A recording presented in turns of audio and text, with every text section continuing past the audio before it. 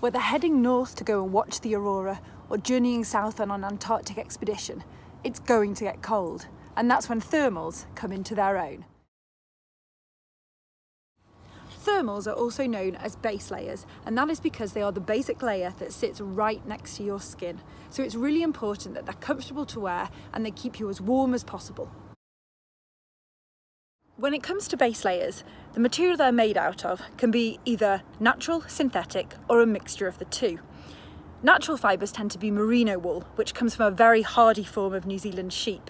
It can also be bamboo or other naturally occurring materials. Synthetic fibres tend to be a mix of polyester.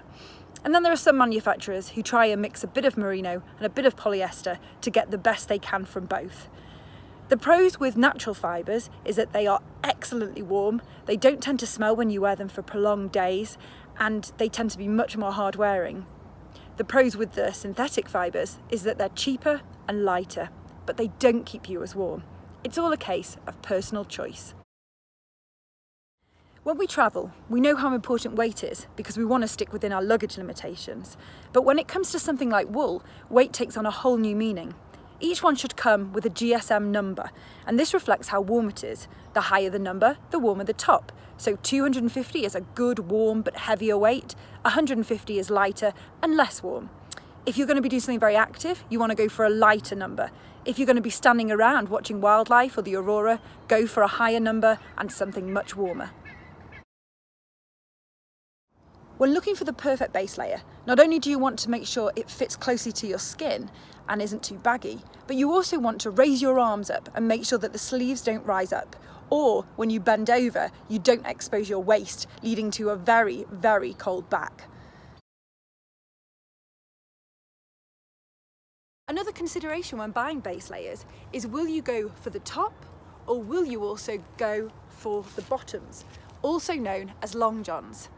If you're going to be going somewhere very cold or doing something that's not particularly active, then you want to go for the set. If you're going somewhere that's cold, but you're going to be moving around a lot, then you might find wearing both is overkill. Having said that, if they're available in a set, you never know when you'll need them, so you may as well invest now. As with any item of clothing, you want to make sure it's as comfortable as can be, so look for the little extras that help do this, such as flat-lock seamed, thumb loops to stop heat escaping at your wrist, or hidden security pockets to keep important items safe. Some base layers will come with a zip at the neck. This can be really good for regulating your temperature, as you can open it to let cooler air in if you find yourself getting too hot. If it does come with a zip, make sure it comes with a chin guard. That's a little fold of fabric over the top of the zip. This will stop it rubbing against your chin and also ensure that the metal doesn't get too cold and then make you cold as well. As with any piece of travel gear, it is a case of personal preference. Some people run hot and some run cold, and that will affect what fabric they want to go with and the weight of the base layer that they want to choose.